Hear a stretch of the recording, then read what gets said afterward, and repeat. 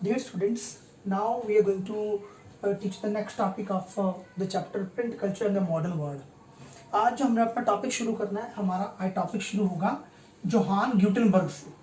Johan ग्यूटेनबर्ग मैंने आपको बताया था कि वो जर्मनी में उसका जन्म हुआ था, स्ट्रैसबर्ग में उसका जन्म हुआ था और उसी ने प्रिंटिंग मशीन को पहली बार बनाया था। यूरोप में पहली बार जो प्रिंटिंग मशीन बनी, तो क्यों बनी, वो ग्यूटेनबर्ग ही क्यों बना पाया, उसके पीछे सम ऑफ द रीजंस है।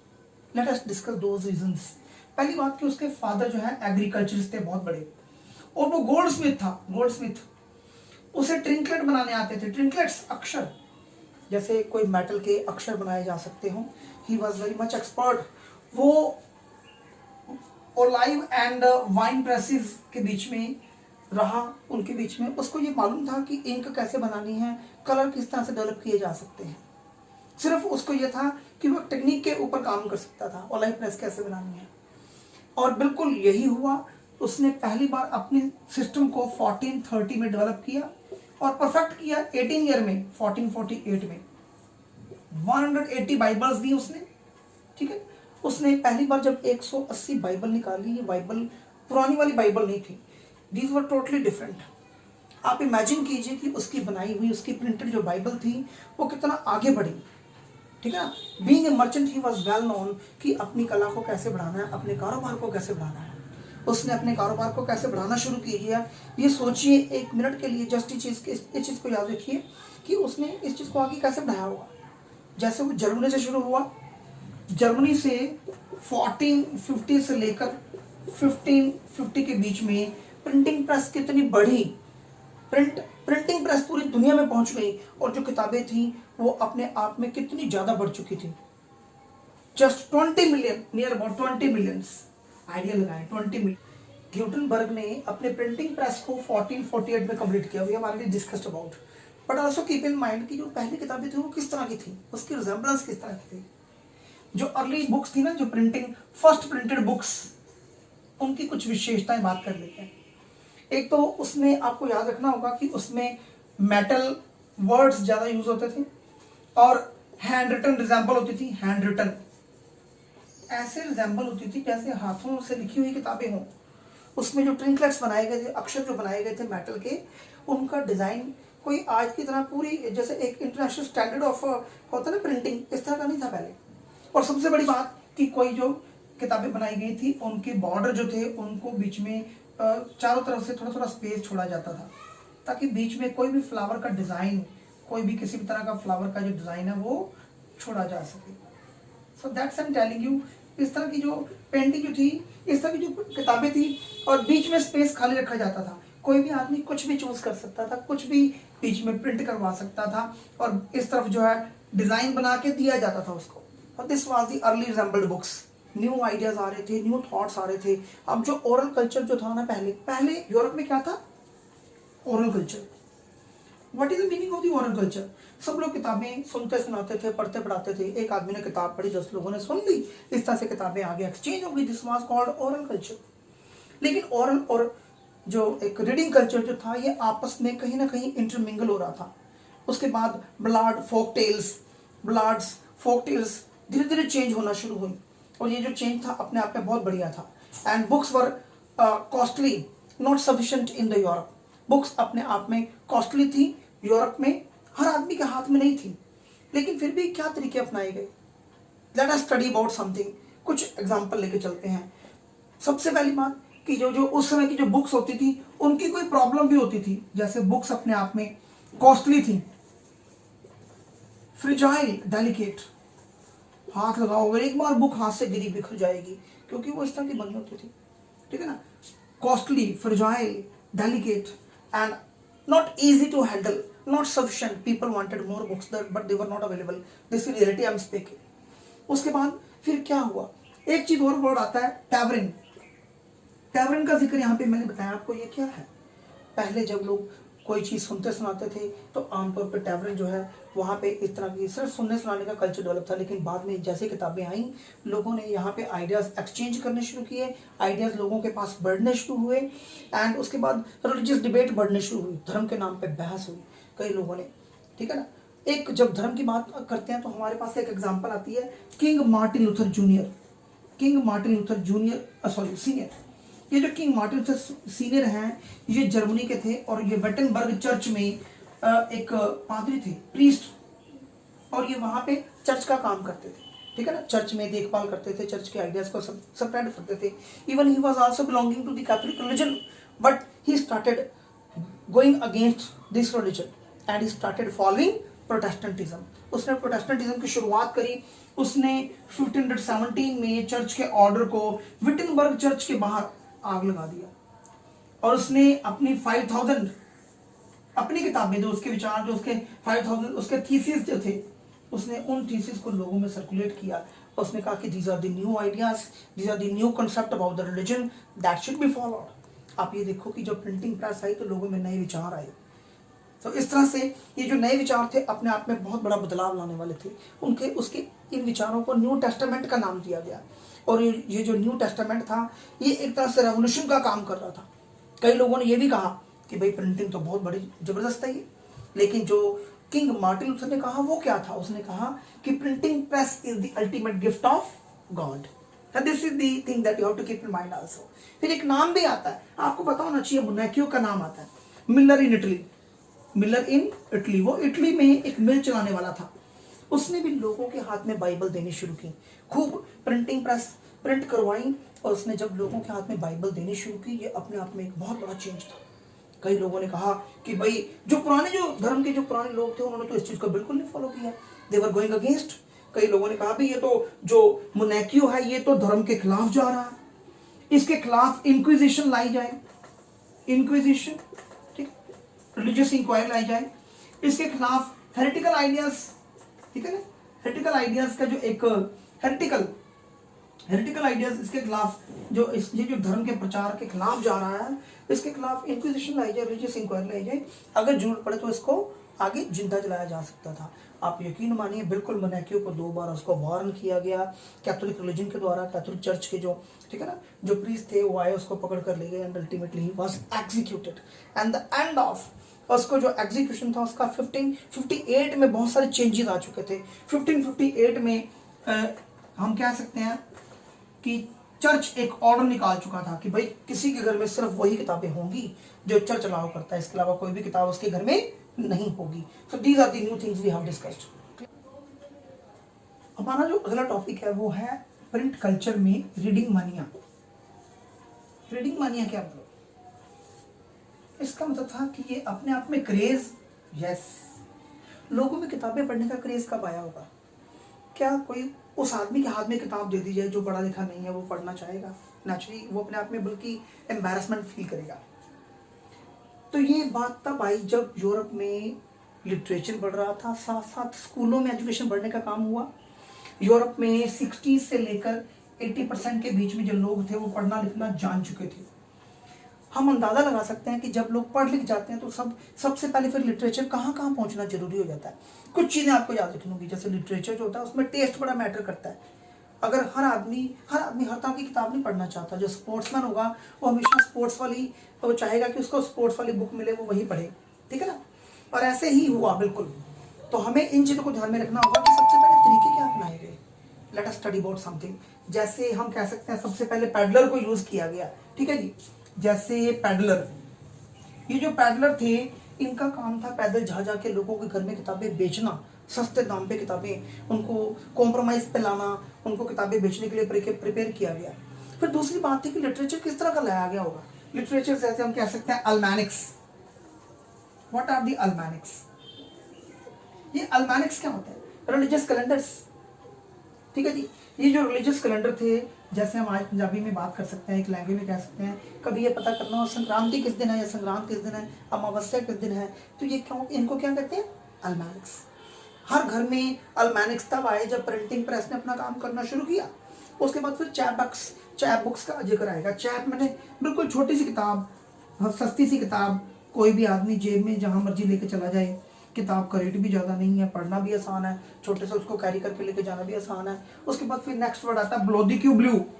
ये ब्लोदिक्यू ब्लू फ्रांस में सबसे सस्ती किताब थी, ब्लू कलर की, बिल्कुल पतली सी इसकी परत होती थी। एंड ये अपने आप में जो बुक थी ये मार्केट में अवेलेबल हुई। जब ये बुक लोगों के पास आई तो उसके बाद ये जो बुक थी अपने आप में लोगों के पास आई, तो लोगों में हाथों हाथ ये किताब बिकना शुरू हुई। और सबसे बड़ी बात कि हिस्ट्रीज को लिखा गया, इतिहास को लिखा गया। कोई भी आदमी कुछ भी पढ़ना ना चाहे, लेकिन अपने इतिहास को जरूर पढ़ना चाहेगा अगर उसका इतिहास शानदार होगा। बिल्कुल यही चीज हुई। उसके बाद न्यू आइडियाज स्प्रेड हुए। कौन से आइडियाज? जैसे साइंस के ideas, philosophical thoughts, science and philosophy. Science कैसे? जैसे हम कह सकते हैं, न्यूटन की एग्जांपल देते हैं। न्यूटन के एप्पल फॉल को सबसे पहले लोगों ने तब पढ़ा, हर आदमी ने पढ़ना शुरू कर दिया जब किताबें हर आदमी के हाथ में पहुंची होंगी। एप्पल फॉल, ठीक है। एंड उसके बाद आपको ये भी ध्यान रखनी है कि ये जो मैं पॉइंट्स आपको बता रहा हूँ ये सब एक एक नंबर के क्वेश्चंस हैं, इनको बिल्कुल इग्नोर नहीं किया जा सकता किसी भी कंडीशन में। न्यूटन को पढ़ना शुरू किया लोगों ने थॉमस पेन को पढ़ा, थॉमस पेन को, लोगों ने वोल्टेयर को पढ़ा, मॉन्टेस्क्यू को पढ़ा, जीन जक्यूज रूसो को पढ़ा। जीन जक्यूज रूसो ये वो थे जिन्होंने फ्रेंच रेवोल्यूशन में सबसे इंपॉर्टेंट रोल प्ले किया था। Let us discuss something. जैसे वोल्टेयर के कैरिकेचर बनाए गए, उसने जब कार्टून बने उसके, तो लोगों ने उसके कार्टून को पढ़ा, उनको पता लगा कि यार फ्रांस का राजा असल में क्या है। मॉन्टेस्क्यू के बाद उनको पता चला कि power must be divided into the 3 branches of the government. Jean Jacques Rousseau के सिद्धांत को पढ़ने के बाद उनको सोशल कॉन्ट्रैक्ट समझ आया कि what is the meaning of the social contract, सामाजिक समझौता, कि जरूर सबसे पहले जब राजा बना होगा तो कोई ना कोई समझौता बना होगा, social contract. Gene Jacques Rousseau ने कहा कि man is born free but he is always in the chains. So this type of things were developing to the people, in the minds of people. So printing press was bringing a revolution. और बिल्कुल यही बात किसने कही? Louis Sebastien Mercier. Again we talk about Louis Sebastien Mercier. Louis Sebastien Mercier कौन थे? Okay, Louis Sebastien Mercier जिन्होंने कहा कि जो प्रिंटिंग प्रेस है ना, it will sweep away the despotism. उन्होंने कहा कि ये जो प्रिंटिंग प्रेस है ये राजा के उसकी जो गद्दी है ना उसको उड़ा देगी, उसकी गद्दी को हिला देगी। वो एक इंजन की तरह है, इंजन के आगे कोई टिक नहीं सकता। और बिल्कुल यही चीज थी, प्रिंटिंग प्रेस ये थी। सो प्रिंटिंग प्रेस की पावर से जुड़े हुए कोटेशंस, उससे जुड़े क्वेश्चंस, इनको माइंड में रखें, ये बहुत वैल्यूएबल है, highly examination point of view highly valuable. Dear students, we have already discussed about the print culture and many areas which were influenced by the print culture.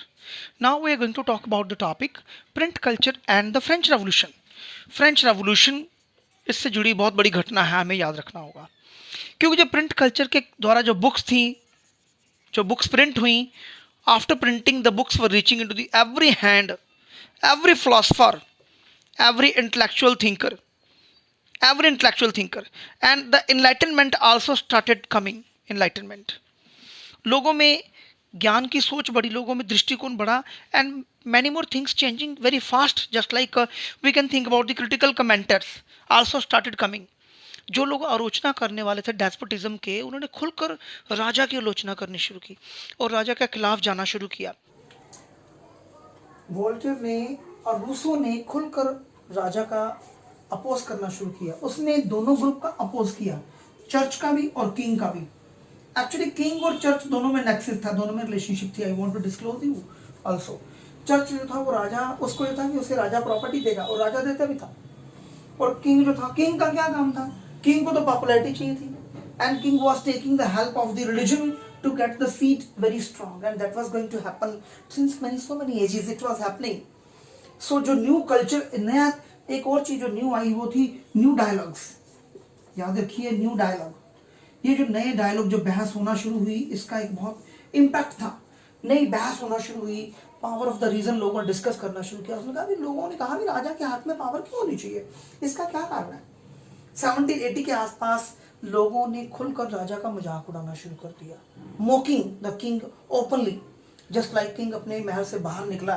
और मैंने आपको पहले बताया था, पहले भी जिक्र कर चुका हूँ इस बात का मैं, लोग खुलकर उसका कहीं उसके महल के बाहर ही उसके कार्टून, उसके नाम के कार्टून बने हुए हैं, and many people were doing this things. The ideas were exposing the relationship between the church and the king. So this thing was happening. इस तरह से अल्टीमेटली क्या हुआ, फ्रांस में क्रांति आई। आपने 9th में पढ़ा ही हुआ, आपको पता है फ्रांस में क्रांति किस तरह से आई, डेस्पोटिज्म आया और बेस्टाइल फोर्ट को कैसे गिराया गया। तो भी हमारे discuss these things.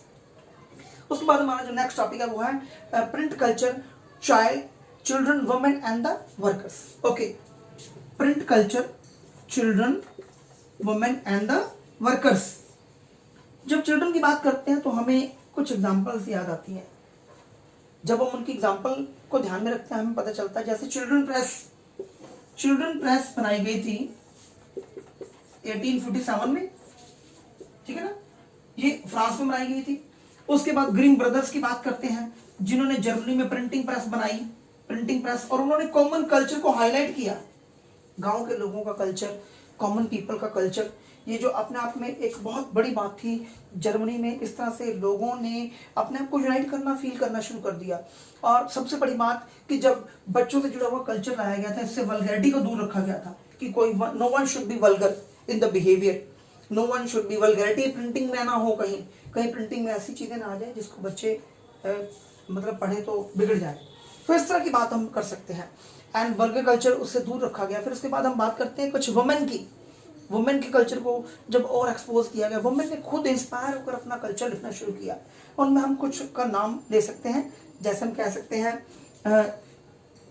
Jane Austen, Bronte sisters and George Eliot. जब इस तरह की जो प्रिंटिंग से जुड़ी हुई जो किताबें जो थी, ठीक है ना, जो किताबें आई वुमेन से जुड़ी हुई, तो उनसे कैसे आइडिया आए वुमेन को, वुमेन ने किस तरह के आइडियाज को फॉलो करना शुरू किया। सबसे बड़ी बात है कि वुमेन में स्ट्रेंथ आ गई, they were having a strength in the mind, and moreover they were going to be, उनकी पर्सनैलिटी में डेवलपमेंट आ चुकी थी, उनमें डिटर्मिनेशन था, उनमें पावर थी एक तरह की। They were able to face the world in a new way because the women were inspired through the books and they were getting motivation from the print literature. वो अपना लिटरेचर खुद लिख चुकी थी, और इसके बाद वुमेन की जिंदगी में बहुत बड़ा बदलाव आया पूरे यूरोप में। जब यूरोप में आया तो इसका असर पूरी दुनिया पे आया। एंड लैंडिंग लाइब्रेरी की बात करते हैं, उधार वाली लाइब्रेरी, जो कि इंग्लैंड में सबसे पहले शुरू हुई। लैंडिंग लाइब्रेरीज इंग्लैंड, आपको ये जो है ना, मैं ये बात समझाता हूँ, इन चीजों को याद रखो। लैंडिंग लाइब्रेरी कहाँ जिक्र है? इंग्लैंड का जिक्र है। उसके बाद वर्कर्स, व्हाइट कॉलर पीपल, हर तरह से अपनी किताबें लिखना शुरू कर चुके थे, चाहे आर्टिजन हो चाहे वर्कर्स हो, अपनी किताबें लिख रहे हैं, पॉपुलर हो रहे हैं। एवरी वर्कर्स वाज, जितना टाइम मिलता, संडे को टाइम मिला, किताब लिखी, थोड़ी सी पढ़ ली, अपना लिटरेचर लिखना शुरू किया। It was a new change in the life of the worker. Now we are going to have a topic of printing press in the 19th century. Printing press in the 19th century, Europe, America भी आ जाएगा, इसकी कोई खास बात नहीं है। आप ये एक पल के लिए सोचिए कि कभी वो यूरोप जो जिसमें वेलम इस्तेमाल होता था, कभी वो यूरोप जो जिसमें प्रिंटिंग थी ही नहीं, चाइना से प्रिंटिंग आई थी। आज हम उसी यूरोप की बात कर रहे हैं। वो यूरोप अपने आप में कितना आगे बढ़ चुका था, पूरी दुनिया जो थी वो यूरोप को भी फॉलो कर रही थी।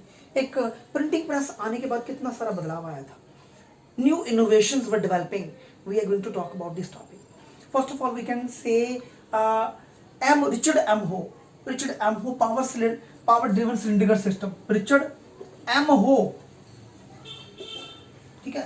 तो इसने जो नया सिस्टम डेवलप किया वो क्या था? That was A power driven cylindrical system. Power driven cylindrical system, यानी कि एक सिलेंडर जो था वो पावर से चलने वाला था। सिलेंडर जिसके इर्द गिर्द अक्षर उकेरे होते थे और वो भी घूमते थे, साथ में पेपर भी साथ साथ चलता था। इस तरह से प्रिंटिंग का काम भी होता था। Then we can think out, आप ये देखो इसका फायदा क्या था। 1 आवर में 8000 शीट जो थी वो प्रिंट हो सकती थी। 8000 sheets, what, just imagine what a thing that we were going to talk about. उसके बाद हमारा टॉपिक है offset printing. What was offset printing? Offset printing का मतलब ये हो गया कि इसमें 7 कलर्स इकट्ठे निकल सकते थे, कोई भी कलर यूज हो सकते थे। जहां पे जैसे ग्रीन कलर है, वो ट्री का कलर तो ग्रीन ही होगा, वाटर का कलर तो ब्लूइश होगा। तो इस तरह से प्रिंटिंग प्रेस अपने आप में ये बहुत बड़ा बदलाव आया ऑफसेट प्रिंटिंग के साथ, ठीक है ना। Electrical driven press, electrical driven मैंने चलाया जा सकना, driven, electrical driven press was also there. अब जो प्रिंटिंग प्रेस थी उसको चलाने के लिए किसी मैनुअल लेबर की जरूरत नहीं थी, ना ही कोई सीधा इलेक्ट्रिसिटी से उसको कनेक्ट किया जा सकता था। अपने आप पेपर डेवलप होना, अपने आप ही कलर डेवलप होना, अपने आप ही उसमें प्रिंटिंग प्रेस का काम, ये सब अपने आप होगा। It was, I am speaking, and method of feeding paper also there. Feeding paper, method of feeding paper. अब पेपर भी तो बीच में लगता है जब प्रिंटिंग प्रेस का काम होता है, लेकिन पेपर बीच में लगाने की जरूरत नहीं थी, वो अपने आप बीच में लग सकता था। अपने आप प्रिंटिंग प्रेस के लिए वो कागज़ अपने आप आगे बढ़ेगा, आगे प्रिंट होगी और प्रिंट होके आगे कैसे आगे बढ़ेगा. This type of things were changing and it was a new change. Quality of the plates, वो प्लेट्स जिनके ऊपर अक्षर उकेरे जाते थे, जो मेटालिक जो वर्ड्स बनाए जाते थे, ठीक है ना, ये जो जिस तरह से जो प्लेट्स थी उनकी क्वालिटी भी बहुत बढ़िया होगी. उससे क्या हुआ कि जो अक्षर जो इम्बोज होते थे कागज़ के ऊपर, उनमें कोई खुरदरा सा निशान नहीं रह जाते थे. सो इस तरह से हम कह सकते हैं quality of the paper was also changed. Automatic paper reel was there. Automatic paper reel पूरी की पूरी रील. अखबार छप रही है, किताब छप रही है, तो ये नहीं कि नया पेपर लगाना पड़ेगा हाथ से, जैसे हमने ग्यूटेनबर्ग की प्रिंटिंग प्रेस में देखा था. पहले कागज़ लगाया जाता था, फिर उसको घुमाया जाता था मशीन को किस तरह से है. अब ये कुछ करने की जरूरत नहीं थी. That was a big change. Photo electrical control photo electrical control आ चुका था. फोटो इलेक्ट्रिकल कंट्रोल का मतलब है एक ऐसा सिस्टम जिसमें जो फोटो है उसका कंट्रोल किसके हाथ में है, इलेक्ट्रिसिटी के जरिए उसको कंट्रोल किया जाएगा. एंड उसके बाद एक और जो बहुत बड़ा बदलाव था 1920 के आसपास, 1920 के आसपास हम कह सकते हैं कि एक शिलिंग सीरीज बुक्स अवेलेबल हो चुकी थी. शिलिंग सीरीज में सस्ती सी किताबें. ये 1920 ही क्यों आया यहाँ पे? ड्यूरिंग फर्स्ट वर्ल्ड वॉर हर चीज़ के दाम इतने बढ़ गए कि चीज़ें अवेलेबल जो थी वो लोग खरीदना नहीं चाहते थे. याद देखिए, जब कोई चीज़ लोग नहीं खरीदना चाहते, या तो वो चीज़ बिल्कुल सस्ती अवेलेबल हो जाएगी, और बिल्कुल ऐसे ही हुआ, ठीक है ना, या फिर बहुत महंगी हो जाएगी. उसको एकदम से सस्ता करना जरूरी हो गया, सस्ती किताबें लाना जरूरी हो गया.